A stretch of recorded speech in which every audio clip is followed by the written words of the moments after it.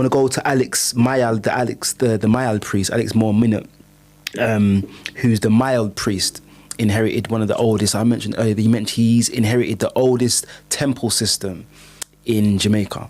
So Nani was the high priestess of the Mayal order, and Alex has inherited that temple, that 300-year-old temple complex. And the reason why I mention him is that there's still an Obeah Act in Jamaica. So the Obeah Act, and in the Obeah Act, it mentions Maya. It doesn't mention Kumina, which kind of actually served as the origins of Rastafari. Mm-hmm. So Kumina comes from Congo. So what's Kumina? Kumina is a spiritual practice that primarily uses drums and dance, and it comes from the Congo. Bingo. So when you say spiritual practice, it's just a particular ritual, a particular thinking, or it's an entire belief system? Kumina, academically they call it revivalism, because it does still incorporate some aspects of Judaism. So it's a mix. Yeah, so I mean, to be fair, all of the spiritual traditions that you'll find in the Caribbean are admixture. Mm-hmm. And that's why I mentioned the Suriname Maroons, because they've been able to keep the Akan, ASAFO, Kung Fu, and they still call it Kung Fu. Pretty much the same. Yeah, Mayal comes out of the Arawak Taino and the ASAFO Chromanti spiritual traditions. So there's no one way to practice. And you'll even find within those traditions, it might be practiced a little bit differently across the island or across the diaspora. So Alex, I'm going to read this part as well.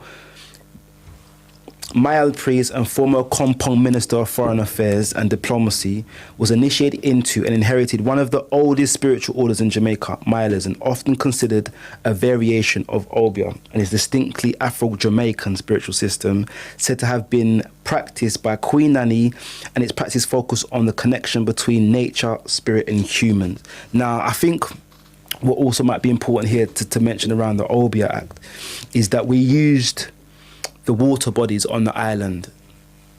Remember, what is the Obeah Act? You mentioned it a few times, but you haven't explained what it is. So the Obeah Act of, it would have been 1830 something. I forget the date that it was enacted. And to be fair, it's only enforced sporadically. So my friend Alex has experienced it when he's tried to kind of open up the Blue Lagoon, for example, for spiritual ceremony. And I think the Department for Leisure and Tourism said to you can't use it unless it's opening hours. And they used the Obeah Act to enforce that specifically. So it's not, there's history of people being found with herbs or bottle of rum. What is the Obeah Act? So it prohibits any use of spirituality outside of Christianity or any of the kind of Judaic system. So this is a law. It's a law against indigenous practices. A law against indigenous, anything outside of the Abrahamic faith is illegal. Yeah, so it's almost like a pagan act, if you like. And it's illegal. It's illegal.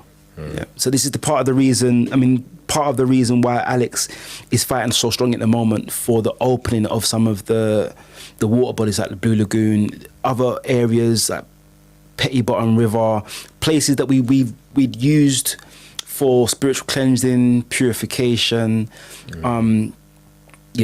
They'll kind of section it off and say you can't come here at certain times. And I guess from the Jamaican government's perspective, maybe they think it troubles tourism. I would argue the complete opposite, to be fair. It could then form a tourist attraction. I learned about this Obeah Act from you, but I wouldn't say it's to help tourism. I'd say black people, same in Africa, we're so Abrahamicified that we want to distance ourselves from these systems. Practices. So you would find the preacher or the pastor or whatever you want to call from each community calling out for something like that. No, shut that down, make that illegal. You know what I mean? And everyone's saying, cheering that on, because nobody wants to be seen to be doing no judge. And this is the thing. You know, at this point, I think it's important to mention this. So, the idea of juju. Eju is the twee terms for the indwelling spirit and the external universal spirit. So Eju is a spiritual practitioner that is trying to connect the individual spiritual sense with the external. So that's all the Juju man means. I mean, obviously, it's taken on connotations in the same way that demonized. Yeah, it's demonized. Obviously, the whole thing has been demonized. and I think it's important. It's black is bad, bro. So. Lastly, around modern day Maroons, I think what's happening in the Sahel at the moment with Burkina Faso, Niger, and Mali linking up and making attempts to kind of kick the French out. I would say is the biggest, for me, on the continent at the moment, the biggest example of what I would call a modern day Maroon practices in terms of trying to. I mean, I hear what you say, but they're not. They don't self-identify as Maroons. No, I mean they're not slaves. I just think that's revolution. That's just revolutionist. I know what you're saying by Maroons, but I would say Maroon community, from the definition that you gave me before, is people that were enslaved and freed themselves and then created a community. It's a fight against colonialism. Outside of the way I understood it, how you said it, it's like a community that have freed themselves. And created a community of freed people who freed ourselves. Maroons are a distinct identity in terms of enslaved peoples that have freed themselves in it and then created a community of us. And the reason why I mention the Sahel state at the moment is because I think, in a political sense, away from Suriname, that is the best example we have of Maroon ideology in politics. So African leaders fighting against colonialism is, for me, an aspect of modern day Maroonage.